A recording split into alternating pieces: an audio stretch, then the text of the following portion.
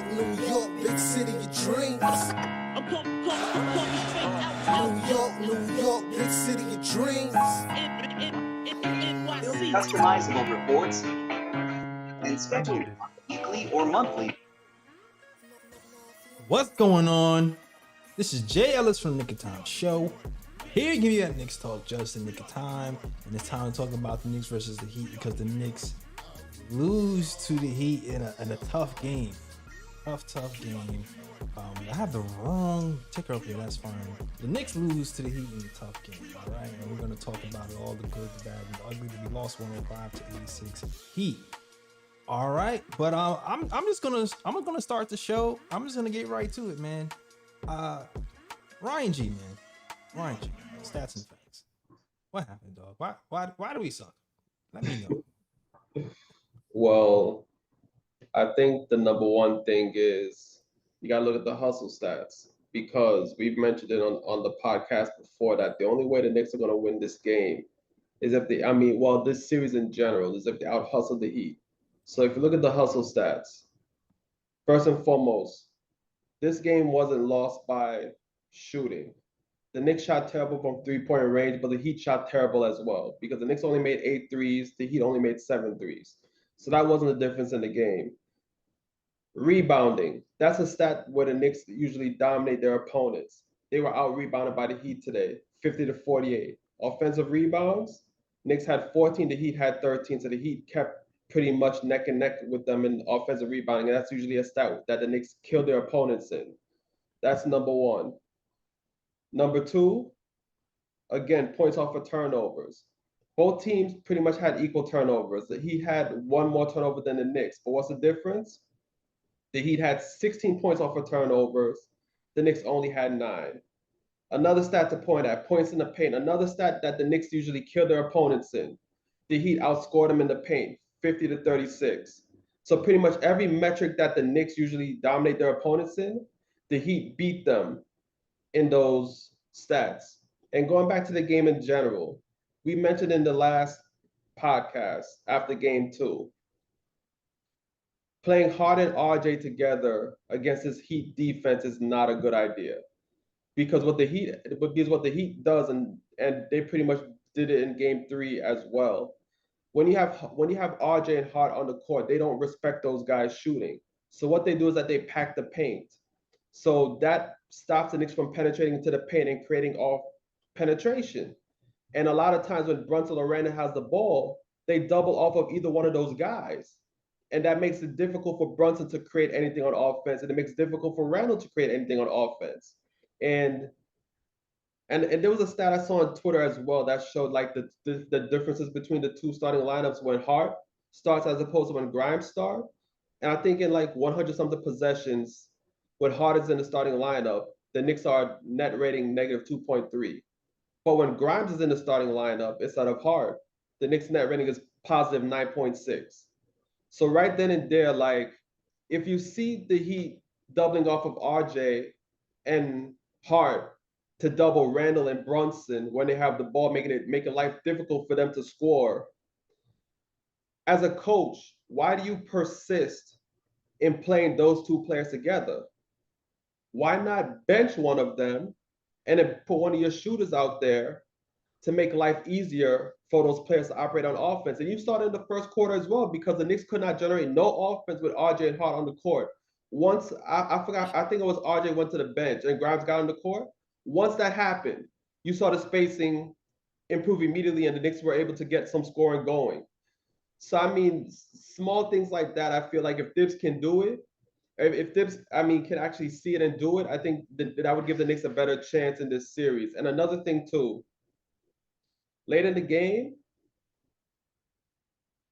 when Thibs went small with Obi and Randle, I think that's something that Thibs can have a look at going forward because when Obi and Randle were on the court together and the Knicks played pretty much small, it increases spacing as well. And you saw Randle had way more space to operate. Brunson had way more space to operate. And I think it made life a bit easier for them on the offensive end. And I know Thibs wants to start with Hart, and I know he wants to start with Hart because, he's a pretty good defender on Jimmy Butler. But I think at this point, it's like you have to bring Hart back to the bench. Let him strengthen that bench unit and go with Grimes in the starting lineup, or you can even place IQ in the starting lineup. Well, we don't even know our IQ status as of now, Yeah, that's a so fact. yeah, so you have to go with Grimes in the starting lineup. Just so you can have a bit more spacing, so that the Heat has less options to double Brunson or Randle with on the offensive side of the ball. Yeah, And honestly, like when you combine the out hustling with the fact that the Knicks the, with the fact that Thibs wasn't really doing anything to increase the spacing on the floor early in the game, that's pretty much what let the Knicks really like lose this game and they couldn't come back. yeah. Josh Hart, love the guy. Love his hustle. Love how unselfish he is. But Tibbs likes to say the game tells you what to do. Sometimes the game tells you to shoot the damn ball, Josh. Like, or shoot the ball. So, if they're doubling off, so you have to shoot. You've been a good 3-point shooter all season. You gotta shoot the ball. Just shooting the ball quicker is gonna help that. But you're absolutely right. Right. Like, I feel like Brunson, Randle, RJ, they work so hard to gain these advantages, to get two on the ball, just to kick the ball out, just so the players who catch the ball don't do anything with it. Like they allow the defense to reset and erase all the hard work that our team has done to get two on the ball in the first place. So I feel like once that happens, we have to make quicker decisions. We have to cut, we have to shoot, we have to pass. And I think that's a big issue. And I agree with you, Ryan G, at this point. If Josh Hart isn't slowing down to be Butler anyway, you might as well go with Quentin Grimes or IQ to get some more spacing out there to give those guys more room to operate. What do you think, Lee? Why do you think we had some struggles today? I'm glad that you start off the show quickly, letting Ryan control the dialogue, because I think he hit the nail on the head. I agree with all the points that he made. Tibbs is getting outcoached, Randle's getting out hustled, and Brunson's getting outplayed. We're losing all three of those matchups, but I don't think it's time to overreact. It's only a 2-1 series. I look across the league when Denver took a 2-0 lead on Phoenix. I myself didn't internalize, like, oh, Phoenix is out of this series. Like, okay, you go back home, you regroup, you adjust at the tape, you try to come up with a counter move in the chess match. The problem is right now, Tom Thibodeau is coaching as the best coach in the NBA. It's very close between him and Greg Popovich for in-game adjustments and game-to-game adjustments. And Spolestra is bringing out the worst of the Knicks' tendencies. All the things that we feared in the regular season, being complete ass as a three-point shooting team, being one of the bottom in the NBA in assists, team assists, over-relying on isolation play, really over-relying on Brunson and Randle to bail us out on very difficult, off-balance, low percentage, low efficiency shots. All those things he is bringing to the forefront. He's getting Mitch in early foul trouble. So Mitchell Robinson and his offensive rebounding prowess is on the bench, and Hartenstein's being abused by the Heat young guys when they go small with Bam at the 5. It's been really hard for the Knicks to contain that. I think there is still room for us to improve and for Tibbs to make a counter move. We are playing with house money, so everything from this point on to me is a plus and a win. We should win. We should be beating the Heat. This is a series I think we can win, especially with Hero and Victor Oladipo out. Yeah. Absolutely, we should be winning the series. But if we don't, I'm not going to be saying fire anyone or trade anyone. There's going to be decisions to be made this summer over Obi and Randle at the power forward spot, and I think Leon Rose is open to offers for anyone outside of Brunson, which he should. That's just how it's smart basketball acumen. But I'm not going to be pushing agendas to trade anyone after the season, because we're still developing and we're still putting this team together to try to figure out who we are and what we are moving forward. There's a lot to be disappointed about, but there's still time for Tibbs to adjust and to develop a game plan moving forward to counteract some of the very smart, shrewd moves that Spolestra is doing to really bring out the worst of us as a team. Yeah, I agree with a lot of what you say, Lee. This is one of those times where people evolve, and Tibbs has evolved throughout this year and throughout some of these playoffs, but he's going to have to evolve again. We've been calling out that the Knicks should play small in moments. And we've played small in the regular season, and it hasn't really worked out for us. I'm not gonna lie, it hasn't. But we have to. It seems like we're gonna have to go to it this time. I think it's time to bust out some Randle at the 5 at some moments to bring Bam out the paint, and let Jalen Brunson cook, because run on one, Jalen Brunson's cooking everybody. Run on one, that was his calling card when he's in Utah. When he played Utah, I mean. So I think it's time to kind of bring that out again, especially though the things that we're doing right now isn't working. Mitch has been ineffective in the series mostly. Hartenstein has been up and down. The shooting, man, we need to get shooting somewhere. And it hurts that IQ went down today, because it seemed like he was he was shooting a little bit too much, but he was the only one kind of hitting something. So the shooting has to return. And I know, Ryan, you led with shooting is not the reason why we lost. But shooting to me is still the reason we won the last game. Like, we shot 40% from 3. So even though the turnovers and the points off turnovers, I feel like it's another reason why we lost, because we really were sloppy once we turned the ball over, trying to, score in transition.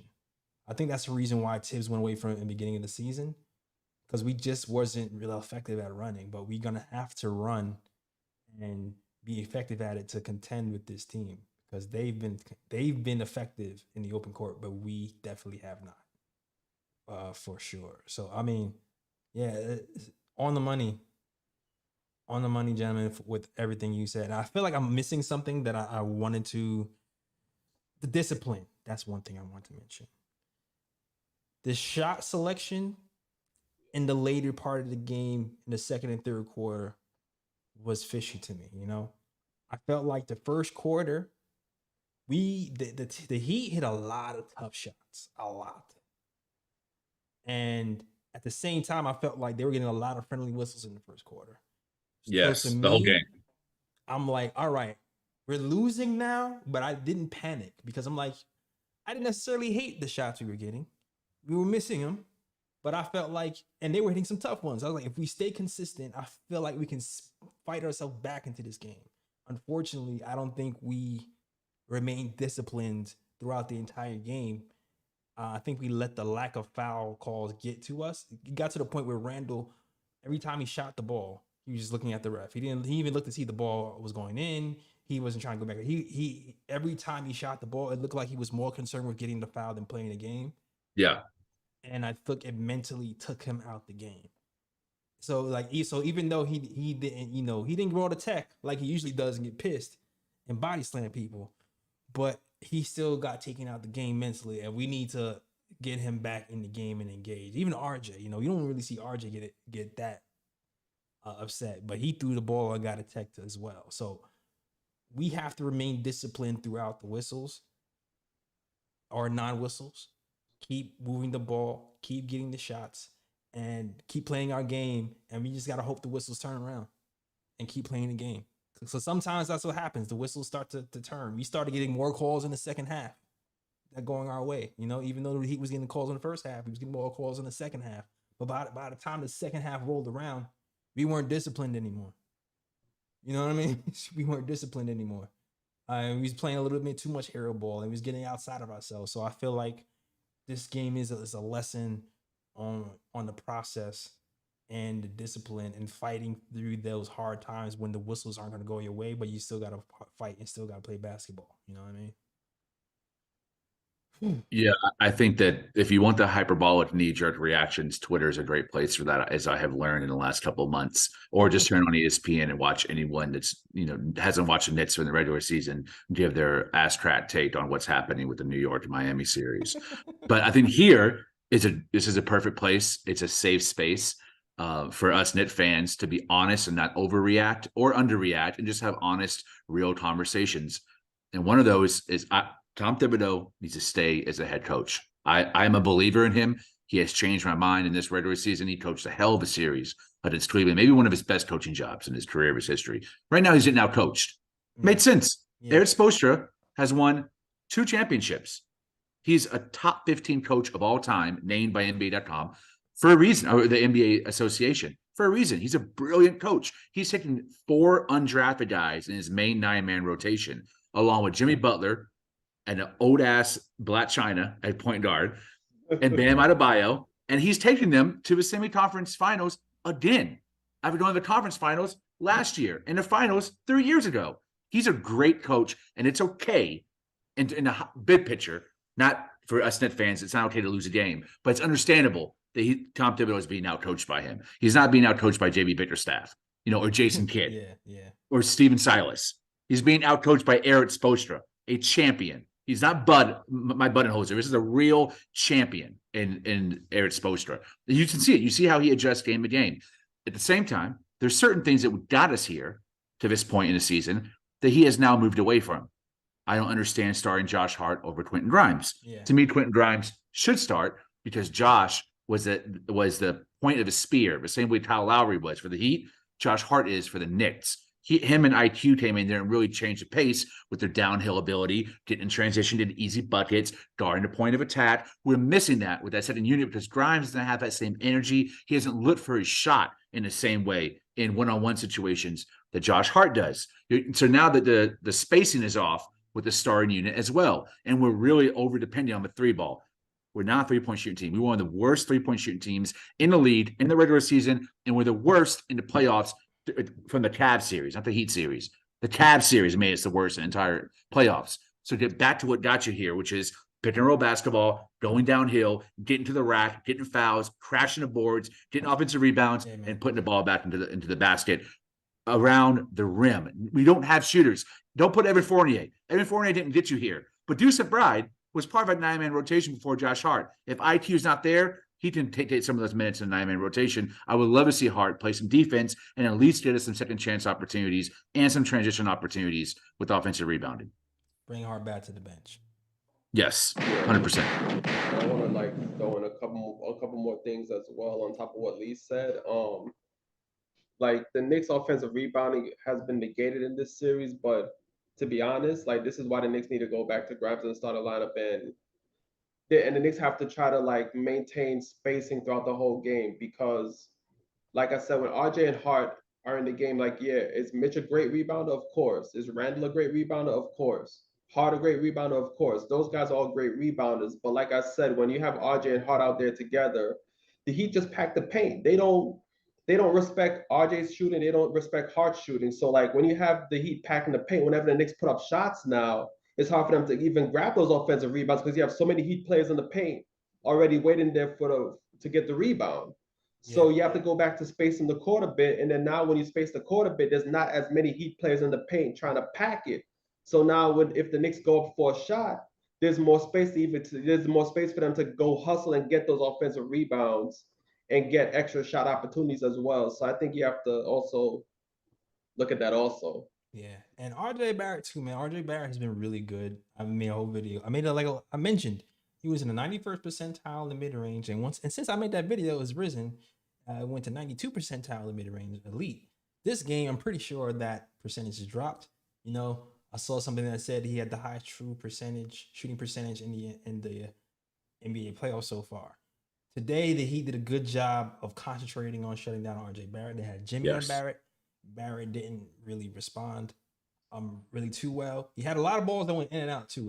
A lot of threes went in and out. He had a little bit flurry in the third quarter, but he had a rough game. And one thing I want RJ to do is not to be too overly concerned over that one-on-one matchup with you versus Jimmy. Jimmy is the best defender on the court. If you are driving to the hole, and they collapse when you pass the ball out, keep the things that got you to this point, keep doing that. Pass the ball out. Pass the ball out if you're getting doubled. Do not try to take Jimmy Butler one-on-one. And if you are going to take Jimmy Butler one-on-one because the clock is driving down or whatever, you have to come out there with a plan. You're a big man. You can't just go straight up on guns in Jimmy Butler. The shot he got blocked, he didn't put his body into him to create space. Nothing. He went straight up. You got to put your body into people first. That's basketball basics. One-on-one. You don't go straight up. You put your body in, then you go up. So RJ Barrett had a great series, had a great playoff so far. He needs to get back to the basics. All right. I think it's easy to criticize Tom Thibodeau, because it's been something everyone's been watching for the season, myself included. But I do, and Julius Randle has been horrid. Well, he's been inconsistent. He was horrible this game. RJ Barrett's been better than expected. Jalen Brunson this game, to me, the majority of the blame was on him. He dribbled the air out the ball. He was in ISO mode the whole night, and the Heat were collapsing on him, blitzing him, putting him in really tough positions. Almost every shot he took was horribly contested, very low efficiency, and he never really had a period or any stretch in any of the 4 quarters where he tried to get other guys involved. You know, it was a me time, and he made some really terrible mistakes, some turnovers, and some really bad shots. I got to see Brunson become more of a facilitator when his shot's not there or when they're doubling him. He's got to be looking. There's so many times I saw Josh Hart, Quentin Grimes, and RJ around the basket, cutting to the basket, and instead of passing to him, he would try to shake this loose man, create space for a mid-range jumper. You know, I understand that he is an unbelievably elite point guard. He made a huge step this year, but I think he's putting too much pressure on himself to carry the offensive load, and it's hurting the team overall. Yeah. I always have mixed opinions when it comes to Jalen Brunson and the ISO stuff, because I feel like every time there's like a big bust, he has like the most. It's like today, right? He has 8 assists today, like the most on the team. And I feel like every time we have, most of the time when this complaint is happening is when the team is shooting like 20% from the field. So I sometimes I get confused. I'm like, okay, is this Brunson's fault or is it not Brunson's fault? Is it the chicken or the egg? Is he trying to ISO because the team is sucking so much that he's like, damn, well, I have to take over? Or is the team sucking because he's taking over? You know what I mean? Like, so like I always have a hard time when I look at the percentage of the team in general and I see RJ 5-16, 31%, Julius Randle, second player, best player, 4-15, 26%, Josh Hart, 5-12, 41%. Like, nobody is shooting well except for the guys who were coming off the bench. And he wasn't playing with the guys coming off the bench until the 4th quarter. So like I always have I don't know. It's like it's a push. Like, I understand it, but I also just like, I don't know if it's that simple all the time. Well, Tibbs tried to pair him with Quickly, and he still wouldn't go off ball. He was still dominating the ball and over dribbling when Quickly was out there with him too. That would have been a perfect time for him to get a breather while he's on the court and allow Quickly to be the ball handler. And he just kind of acts as a decoy or set some small screens and some wide open looks from the perimeter. But he didn't do that. He kept going to ISO mode and going one-on-one with his defender. So it was frustrating to watch. He's an unbelievable player. He will bounce back. I think there will be a point in the series, hopefully it's next game, where he starts becoming equally a facilitator and a scorer. He just doesn't know to pick his spots, because Tom Thibodeau is going to let him do whatever he wants. You know, he's not going to course correct there. He's going to leave it to Brunson to make the changes on the court. What are your thoughts on that, Ryan? I mean, yeah, Brunson did have moments of over dribbling at times, you know, but you know, for me, it just goes back to the spacing issue, because, you know, I do agree with Lee that, you know, if Brunson has the ball and he sees that he can't really capitalize on a one-on-one opportunity, he does need to try to pass the ball and get the ball moving. And the thing is that I think in general, when you play the Heat, especially in the half-court offense, you have to move the ball. Yeah. You know, isolation doesn't really work well in the Heat because they're such a great team defensively. You know, and there were a couple of plays, I think, early in the game where the Knicks were moving the ball, which I thought that they probably should have tried to continue to do. Like, I think I remember a play where I think the ball rotated on the perimeter to RJ in the corner, and then RJ faked the 3, and then he got by his defender, drove into the paint, and then he drew a defender. And then at the same time, Hart made a cut to the basket, and RJ fed Hart, and Hart was able to get it easy too. Like, the Knicks have to try to continue to do plays like that in the half court if they're really going to beat the Heat. But like I said, like, if you're going to stick to an isolation heavy offense, which is the Knicks bread and butter, then you have to space the floor, because if you don't space the floor, then isolation is going to be pretty much shut down. And you gotta move without the ball too. I'm sorry, go ahead. I mean, to cut you off, Ryan. But exactly. There has to be a lot of off-court movement as well. But I'm just saying, like, if the Knicks are going to stick to ISO heavy ball, then you have to space the floor, because if you don't space the floor, then isolation is going to be dead every time, especially against this Heat defense. But the counter to that is, okay, you know, the Heat is great defensively in the half court, then you know you have to move the ball. You have to move the ball, you have to have cuts off ball as well to the basket. Like you can't just stand there. Isolation against a team that's great defensively in the half court. Because there was a few times where I feel like they would get somebody like an ISO player would get trapped and the middle of the floor is wide open. I'm just like, nobody's gonna move. like passing lane right there. Somebody just make yourself available, and it just doesn't happen. So, good points, go. Good points, y'all. And yeah, and Randle, we talked about Randle earlier. Randle has to be better. Also, shout out to Sandman, man. Sandman, I'm giving you some questions. I got you out here all Sandman, you out here for the Randle slander. I see you early. Every episode. Randle's here and he plays bad, you out here first. Last game 2, when we won, and Randle had what? 20 and 12 rebounds, 25 and 12. I didn't see you, bro. Where were you at?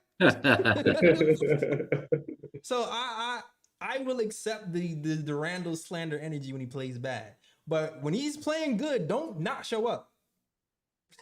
Don't do that. Come up there when he's playing good too. Keep that same energy. All right? Keep that same energy. But yeah, man. Don't. That's why I can't take them serious. They don't. Exactly. Keep that same energy, good or bad. Keep that. Don't be one-sided, because that's what I call narratives, guys. That's what I call narratives. But yeah, I've talked about anybody. Do you guys have anything else you want to get off your chest? No, this was brutal. It beat me down. Yeah, pretty much. I agree. Get well IQ for sure. Yeah, definitely. Get well IQ. That the fall looked bad. To me, it didn't look like I'll be back next game type of fall. Yeah. And you know what? I wish Jimmy Butler well too. I don't want I want him. I want the best competitors to be in the game, and I want us to win this series, beating the best players on the other team. I'm not here looking for an asterisk win, because Jimmy Butler's out the next game. That's the only time we win is when Jimmy Butler's on the game. That also is a narrative too that I don't want to get involved in either. Like I want the best players to be healthy. I don't wish ill will on anyone opposing team. The same way I get pissed when I see other fans wishing ill will on our players too. So I wish both Quickly and Jimmy a speedy recovery, and I hope they're both able to play next game. Yeah, me too. That's why, like, even before when Jimmy was, and I was like, nah, Jimmy, no, like, I don't want any asterisk wins. Oh, y'all only won because this guy was right. This guy, right? Like, I want to earn wins. It's the same reason why back in the day I didn't want Jordan on the Knicks. I want to earn wins. All right. Yeah. That's why I always had an asterisk next to KD. I'm sorry. I'm sorry. It just is what it is. But yeah, I mean, I got nothing else to say, man. Me neither. We could wrap it up, be like Dave Chappelle said. All right? Let's go. Yeah, it was a pretty terrible game. Yeah, terrible game, and nobody wants to call into this mess. But if you hear or you knew, let us know. We'll shout you out, and you know what? And we'll be back. We'll be back the next game talking Knicks basketball. Win, lose, or draw. We'll be here talking Knicks. All right, but shout out to you. Usually we have phone calls, but if you want to call in, you can do that 319-527-6241. That's 319-527-6241 if you want to call in. New guys, hit that like button and subscribe button. Also, I'm gonna let you know this episode is coming back down. I'm uploading it back up in like probably 20 minutes or so. All right, so for you guys who just came in late and you want to watch the whole episode, it'll be back up in a minute, so don't worry. All right, cool. That's our show. Shout out to my man, Ryan G. Ryan G, let them know they can find you, sir. Wait, no, leave. Let them know they can find you. @ @Leescobedo on Twitter. LEEESCOBEDO. All right. Cool. Ryan G, let them know they can find you. You can find me on Instagram at Sir G is chilling. Sir G is chilling. That's SIR. G is CHILLIN. You can also find me at Sir G's Corner. You can also find me on Twitter at Ryan G KOT. And you see, this is what I'm talking about, because the Randle hater, Salmon, is saying that the Knicks need to play Evan Fournier. Use some pride, yeah. And it's like we have other shooters that we can put in that actually plays defense and has been a part of the rotation all season. Like, it's not that desperate to the point where it's like, yeah, let's pull Evan Fournier off the bench and put him in the game for extra shooting. Like, it's not that desperate. We're not that desperate right now. It's a 2-1 series. We have one more game in Miami where the Knicks can take. It's not that desperate. Yeah. The Deuce will be loose soon. I hope so. I don't think you're gonna have a choice. I don't think you're gonna have a choice. But these minutes are looking crazy towards the starters, though. I'm not gonna lie. But Tibbs might have to experiment and try something else for sure. All right. Yep. For sure. But thank you for the super chat. 499 super chat says, shout out to the homies. Keep repping the city, my fam. We good. All right, yo, Curly. I don't think you ever donated before, but we appreciate you, man. Definitely appreciate you. Facts. Turn the volume up, J. Ellis. Is my volume too low? Hold on. Let me see something. People complain about my volume. Let me turn my joint. All right, guys, all right, you said my volume is too low. Shout out to God, how's my volume now? Is my volume better? I turned that joint all the way up. Are your earbuds popping now? Because my volume is too high now, or is this good? I'm gonna wait. I'm gonna do the outro. And I'll wait for you to respond. All right. So beautiful. Okay. Guess so. All right. So I'm gonna turn that joint all the way up, like Fat Joe said. All right. All right. So you already know. Go to SoundCloud, iTunes, Google Play, and Stitcher if you want to listen to the KOT show. Anywhere you listen to podcasts, you can listen to the KOT show. Just go find that. Shout out to the Gamer channel. Hold on. Shout out to the Gamer channel for the fits. He's been posting his KOT fits with his clothes. Love Gamer's channel. That's my guy. Yeah. Gamer is a just good dude. And if he talk ball, he called in a couple of times. Gamer knows his stuff, man. Gamer knows his stuff. He's on that Boston Knick level.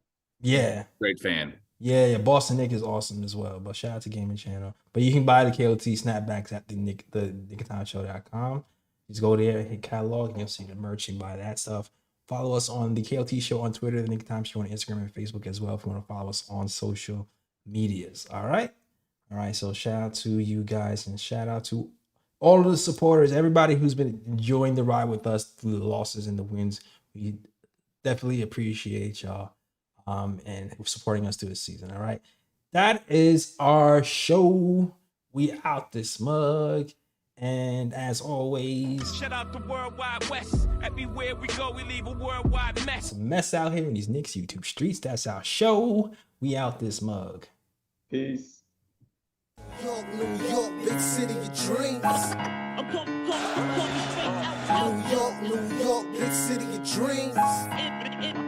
NYC. All right.